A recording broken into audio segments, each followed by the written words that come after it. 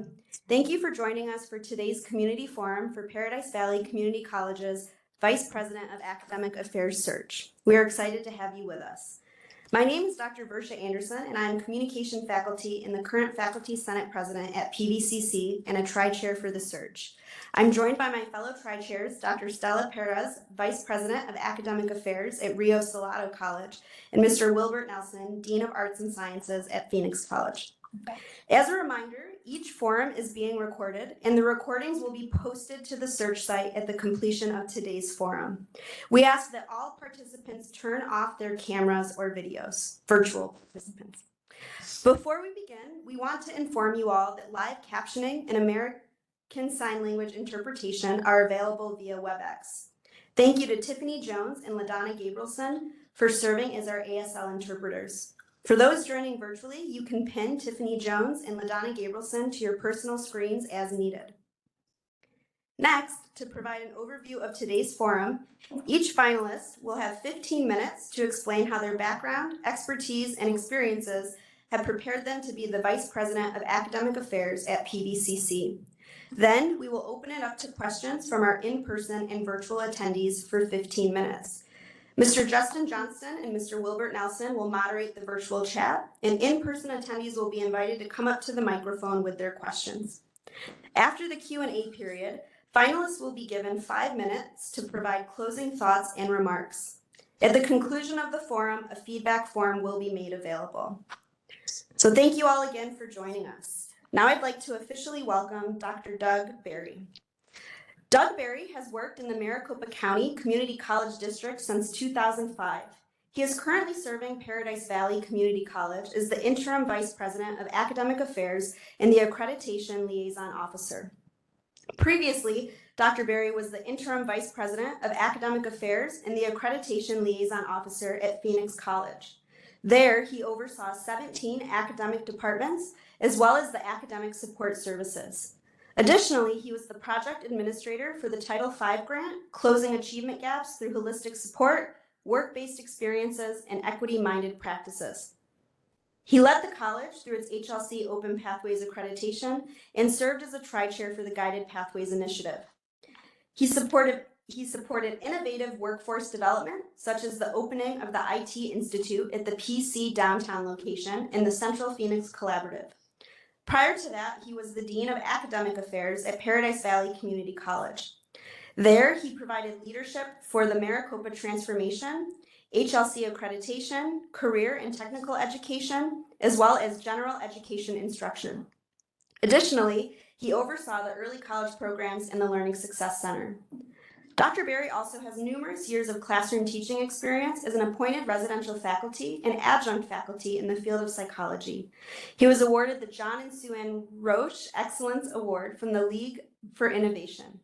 He advocates for the whole student and supports efforts that promote student success, such as diverse and sustainable curricular and co-curricular programs, college-wide collaboration, and student-centered resources and services.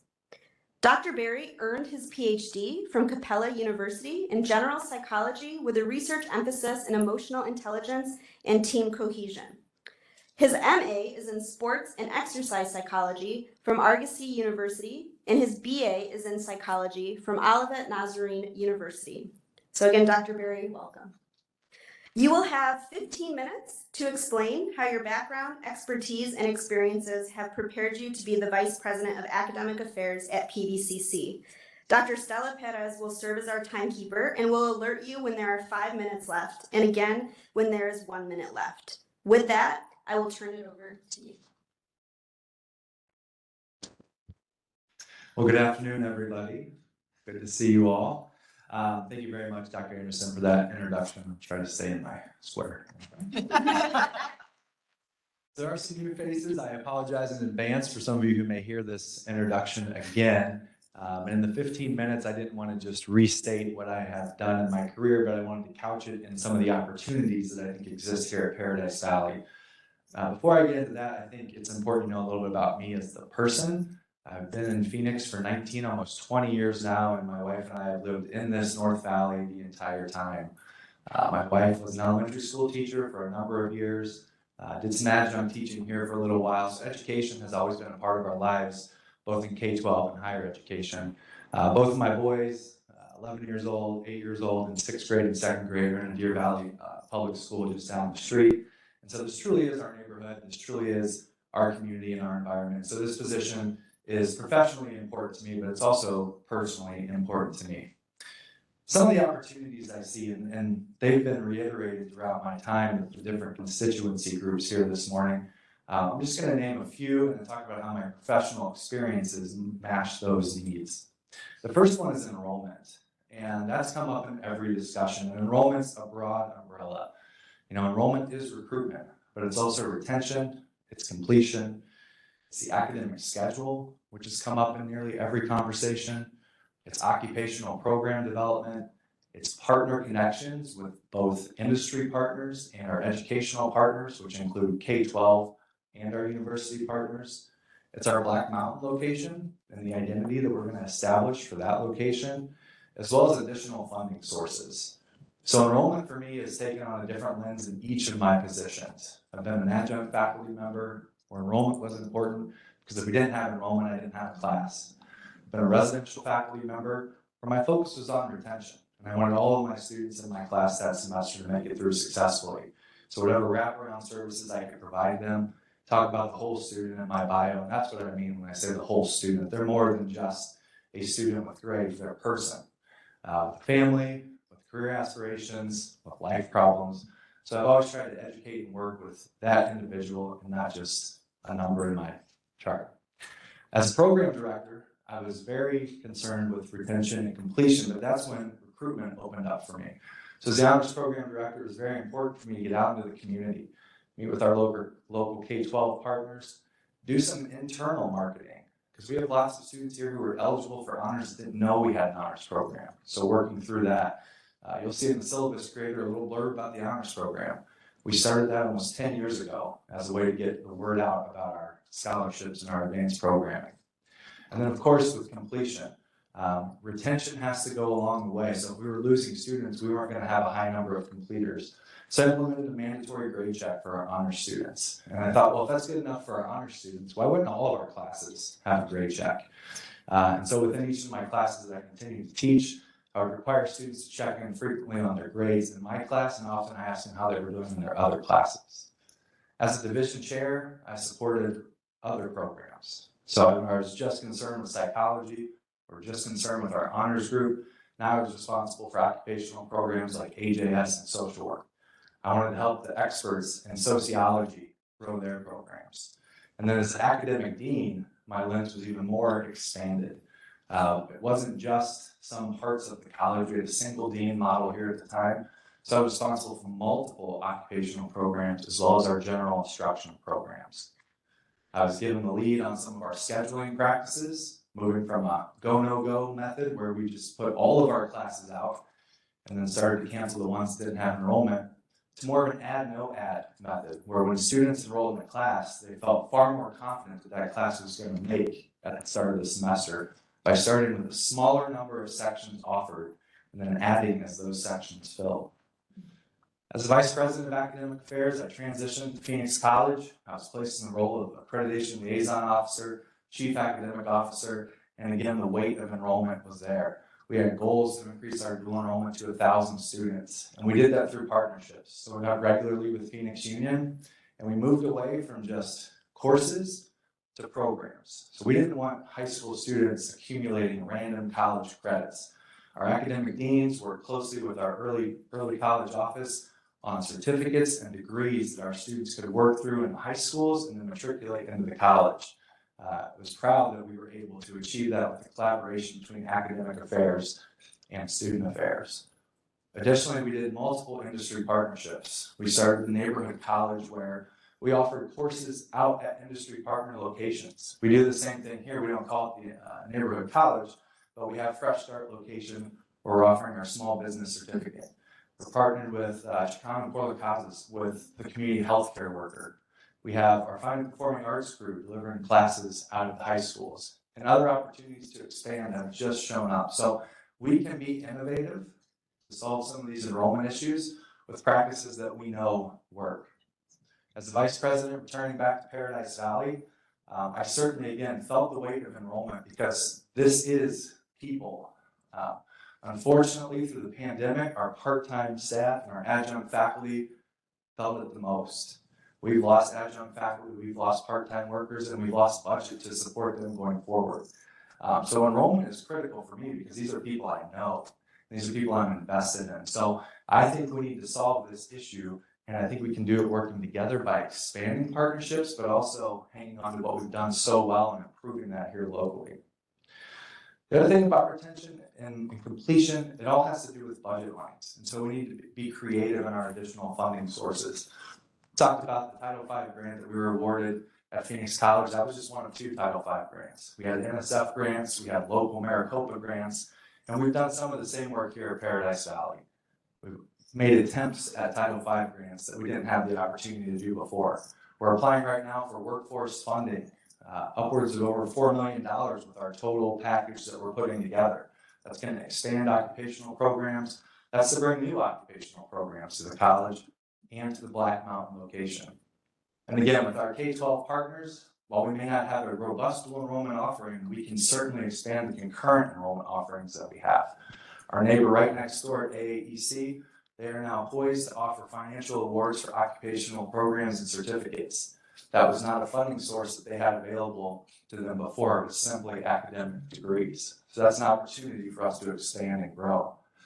Additionally, they start their schools with existing buildings. So I've been in talks with Principal Chang about offering a northern site at our Black Mountain location, and that's their model. So they currently did that with Mesa, and they did that with South Mountain, and they have an implementation school right now going on.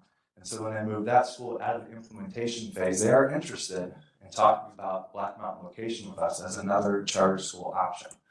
So there's a lot of opportunities with enrollment, and a very broad umbrella of enrollment when I use that term, with workforce, with creative pathways, with supporting our own courses here, with our academic schedule. And I think PV is in a prime location with all the construction, the housing that's going up, the industry that's coming into Phoenix, where we can be ready to seize those students and those industry partners. The second opportunity, or opportunity right in front of us, is accreditation. Accreditation and bachelor's degrees. So PVCC is towards the tail end of the 10-year open pathway through the Higher Learning Commission. And so in the spring, we have site visits at our Black Mountain and our Fire Science location. We also have our quality initiative due on June 1st. We will then have our assurance argument to submit in 2024. We have our site visit for reaffirmation already scheduled in October of 2024. Those teams have been working and continue to work on our assurance argument, evidence collection, writing that narrative, all while we're moving through bachelor's degrees. And so we started with our bachelor's degrees just over a year ago. We took a collaborative approach to figuring out which degree was going to be most beneficial for our college to offer in our service area. And so given our resources, given our very strong education program, we selected education, elementary education, special education for the entire Central Phoenix corridor, which has been a huge lift. And kudos to Megan Kirk for all of her work, as well as the many individuals in here who have contributed to the development of the bachelor's degree. So we have HLC approval for that. We're going to be ready to get Department of Education approval in the spring. And then, of course, the recruitment will begin, and our first cohort will be fall of 23. At the same time, we're getting ready to work through the BSN in nursing. So in addition to expanding in education, we'll be expanding in nursing. And our faculty have been fully engaged with curriculum development already. We're looking at additional budgets. We're looking at ways to fund and support. And then our third degree will require, again, a college effort. So a task force that we've assembled that will launch in the spring to start looking at workforce demands, our local college interests, and of course, how do we match those up? So my personal experience with that has been a part of a reaffirmation team as a faculty member. I've led the assurance argument efforts as the Dean of Academics. I led those same efforts at PC as the Chief Academic Officer.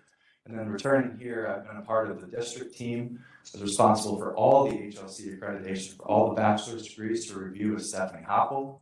and continue to be a part of that ALO group as well as the other bachelor's teams. The last spot, and I know I'm short on time here, the last spot that keeps coming up is continuous improvement in the workplace, or as I've heard it repeated back to me, a sense of belonging for our employees. And what I've noticed here is that we have a number of opportunities to re-engage faculty and staff, just like we're trying to re-engage our students. We worked through some challenging things in the last 18 months. Faculty supervisor pay was a huge issue and continues to be, post-meeting today, continues to be a topic that we're going to have to navigate through together. And I was very proud of our teams for doing that. It's a very hot topic across the colleges. Our faculty senate leadership, our faculty chairs, our administrators, our curriculum support team did a great job. We have opportunity, I think, for continued improvement in our performance feedback at all levels, faculty and staff, to be meaningful in a way of mentorship and not punitive. And serving on a district team, I know performance evaluation, where that's going to be tied to pay, is coming in the future. So we want to be able to do this and do this at a high level. I also think we have the opportunity to support more faculty and staff in their professional development and career development, making sure we have leadership opportunities and advertise them appropriately and mentor people once they take on those roles. So I have developed internal leadership training at Phoenix College for our chairs. I have worked as a formal and informal mentor with others. I also have worked on developing clear streams of communication for our colleges. And so when you launch something in a program or a college, it's always great to see it continue. And I know I started the Academic Affairs newsletter at Phoenix College as a way to communicate with more people, and they're still doing that nearly 2 years later. We've offered some of those same types of additional communication streams here at Paradise Valley. So clear and consistent communication helps with that sense of belonging, so we're all on the same page. All right. All right. So, go ahead.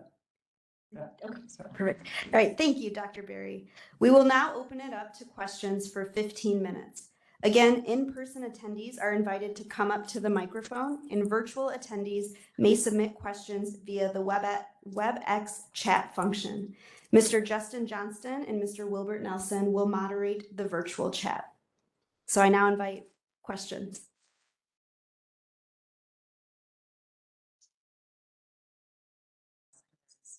Hi, Dr. Perry.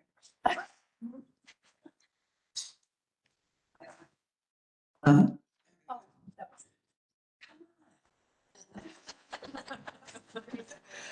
It's okay, I'll just bend down. Dr. Berry, I'm Michelle Carter, I'm CIS faculty. I'm asking the same question of all candidates here today. In my experience in the private sector as a manager, my biggest challenge in leadership was having to continue to lead and promote goodwill with my, at that time, employees. At this point, it would be faculty, for a decision that was made higher up that is not popular. How would you handle, or how do you handle directives or suggestions, if you will, from the district and continue to lead your constituents or faculty and continue to promote goodwill in the organization? Thanks. Thank you, Dr. Carter. That's a great question. That is the dance at the level where we are working as advocates at the college, but also we're responding to one governing board that's working with a single chancellor that's providing us with direction. And so I can think of a number of initiatives where I've served, leading guided pathways, having to do strategic planning. I served as a faculty member when we had Maricopa priorities a long time ago. That was the most popular thing. And I think where the colleges have to be strategic is how do we put our own PV spin on it? And how do we communicate the message? So I think back and looking at Diane Chapman in our time with guided pathways. That was not an option to do guided pathways. That was a directive. And so how could we clearly communicate the benefit for students of moving to our guided pathways model where we had to redo over 200 different degrees and certificates? Because a student that started here in business could opt for a different degree in business at Mesa when it should have been the same pathway. And so that was a lot of significant work, and it was change, and it was change to impact everybody, from adjunct faculty to residential faculty to advisors to recruiters. And so what we had to try to do was provide as many open opportunities for the college to come and speak to us and ask questions.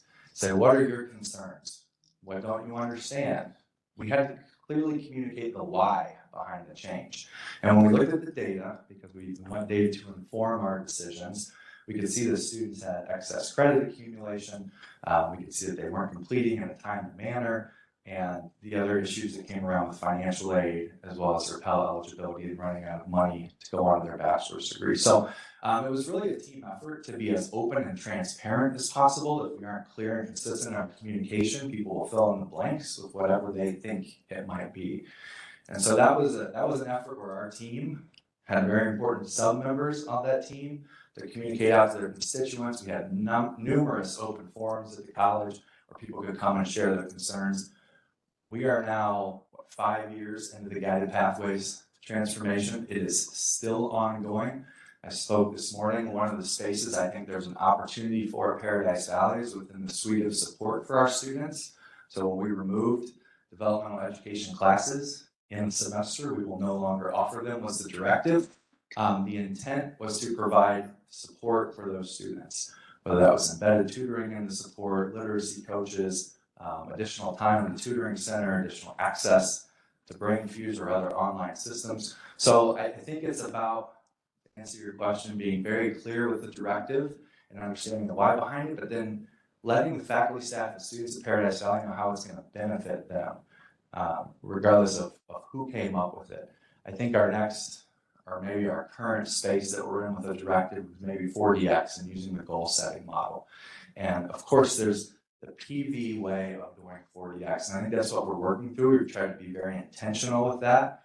And we've not pushed that on people. We're rolling it out. We're trying to meet with people, just like our strategic planning team is doing. So I think it's communicating the why. And how does that fit with our college and our culture? Because all 10 colleges have a very unique and different culture.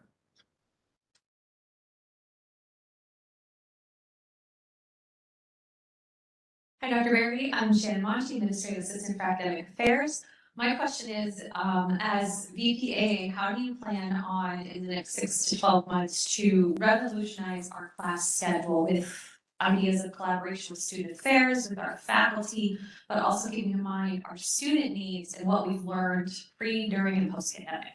Thank you. It's a big ask for everybody.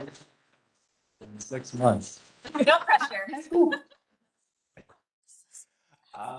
But it's a great question. The academic schedule has been questioned. It's been, how can we improve it in any institution that I've worked in, and regardless of the capacity, as a chair, as a dean, as a VP, we're always looking to improve our schedule for our students.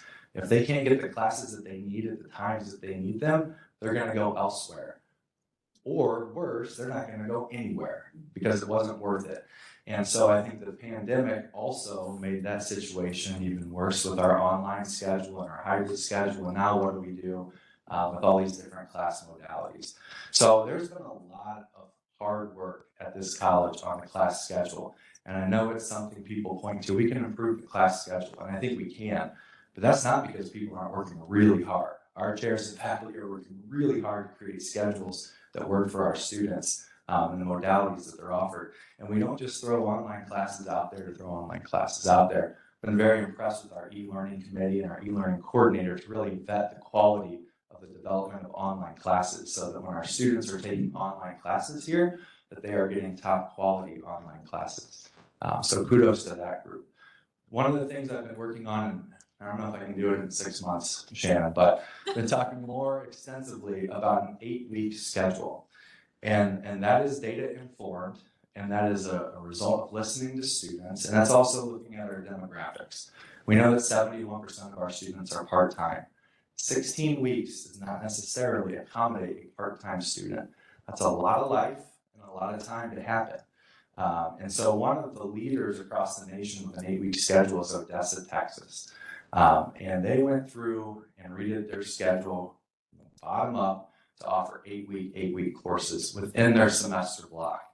That is a college-wide change. That is not just a faculty change. That is continuous enrollment happening at your college. That's continuous awards with financial aid. That's continuous completion and graduation and transfer. And so I've been in connection with Odessa's leadership. I saw a presentation at ACC when I was there this past year and made connections with those professionals. They're willing to welcome the team from Paradise Valley to come out in the spring and look more intently at how that change was made. Again, this was not an overnight change. This was not an easy change, but it was a collaborative change. And so our chairs know that we've been working in different capacities to support an 8-week type schedule. We've been looking at modalities, we've been looking at room utilization, and we've been looking at our first year experience cohorts as ways to improve those experiences.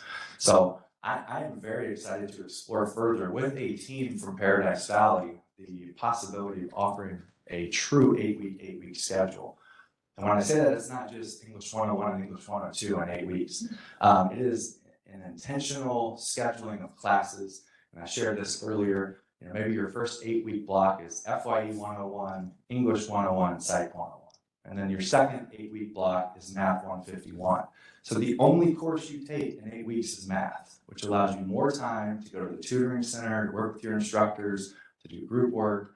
You know how many tests you have to worry about with one class?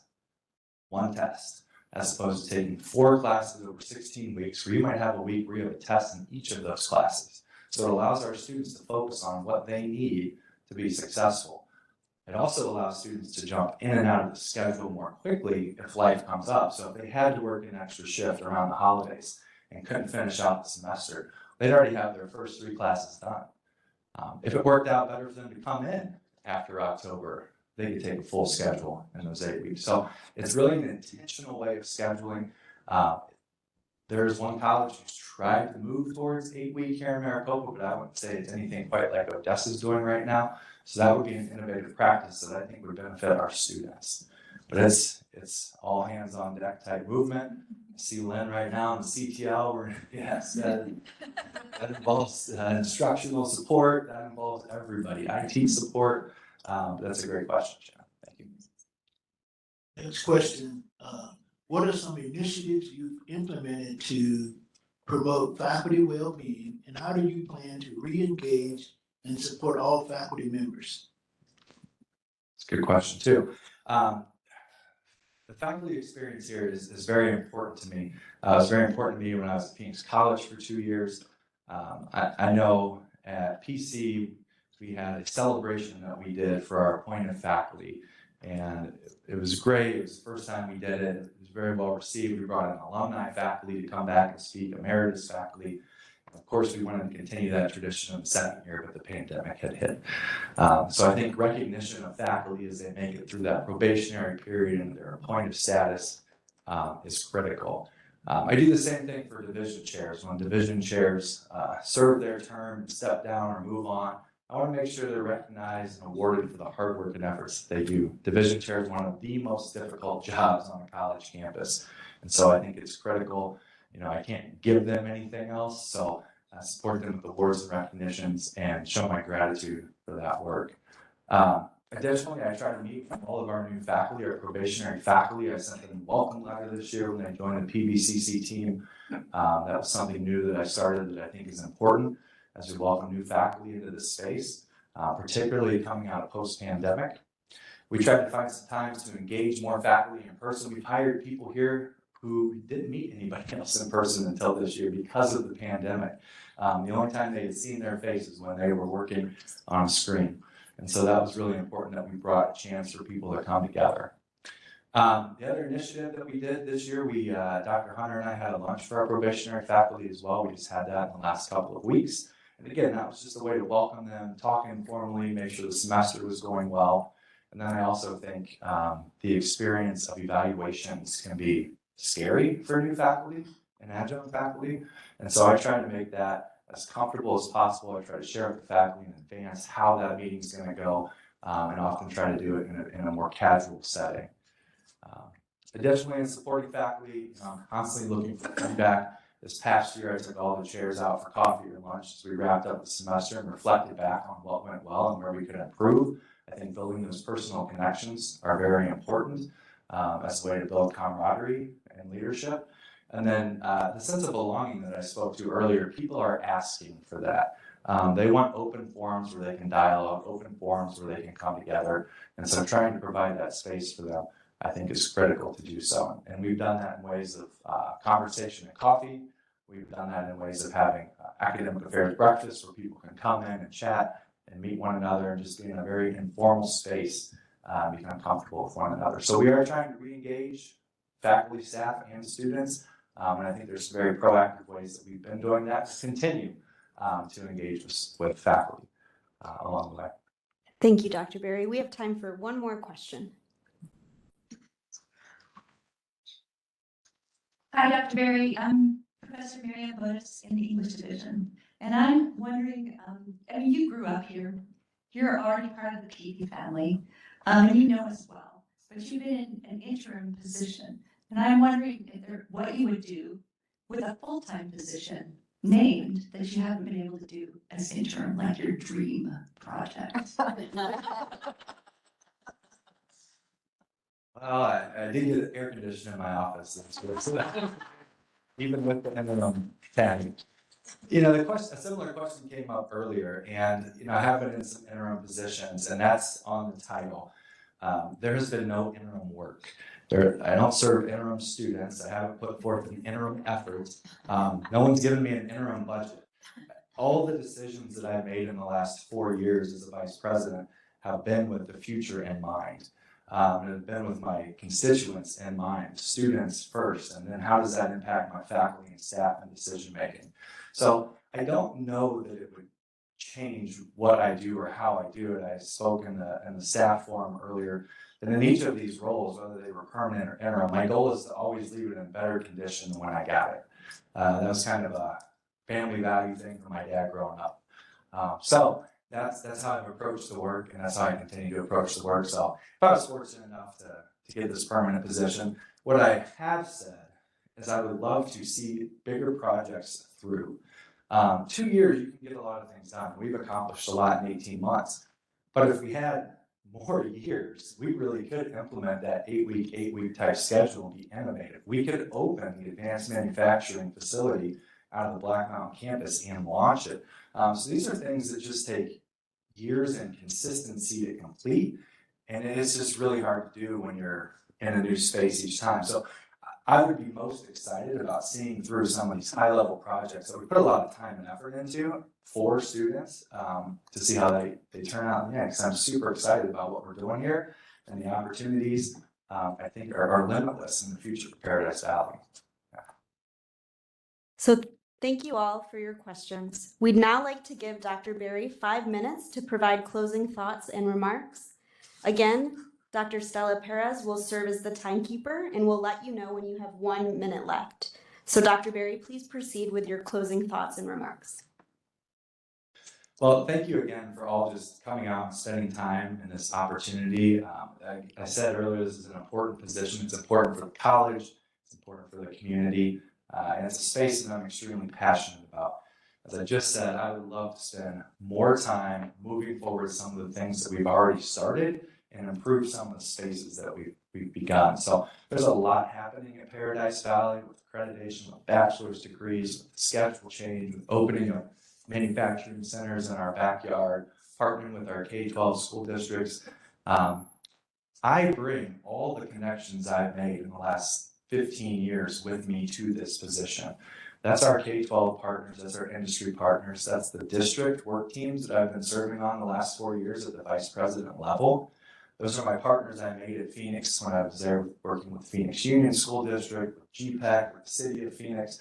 So there's a lot more coming with me in this position than just the one person you see in front of you. And I'm excited to continue to develop that type of expansion in the North Valley area. The other thing, I believe that we are becoming more student ready, as someone mentioned earlier. We didn't really get to talk a lot about equity specifically, but I think that's infused through all that we should be doing. And so as we talk about diversifying faculty hiring for our students, that's really important. That's something that we started at Phoenix College and continue to bring here through the Seal of Excellency and the Center for Urban Education. Our student population is shifting, and we can't wait till it's changed to be ready to serve students. We have the advantage now to be ready to serve our changing demographics in Arizona. And that's important to me. You can see the professional development I've done. That's a space that I want to be involved in because those are our students, that's our future. So I'm excited to be here. I'm thankful for the opportunity to share with each of the groups today and with you all kind of my vision and the opportunities that I see at Paradise Valley. I would be ecstatic to continue in this role and working with our faculty and staff at Paradise Valley and serving our students and community. Thank you. Thank you.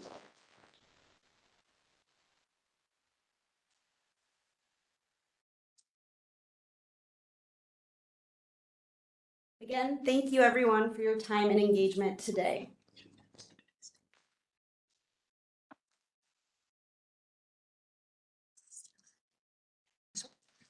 On the screen, you will find a QR code to access the forum feedback form. This form is also available via the search site. Please complete your feedback by Tuesday, December 6th at noon. As a reminder, all feedback is to be based solely on today's forum, and all comments are subject to public disclosure under the Arizona Freedom of Information Act. This concludes this community forum for Paradise Valley Community College's Vice President of Academic Affairs search. We will return to start the next forum in 10 minutes. Thank you again for joining us. We can watch the others.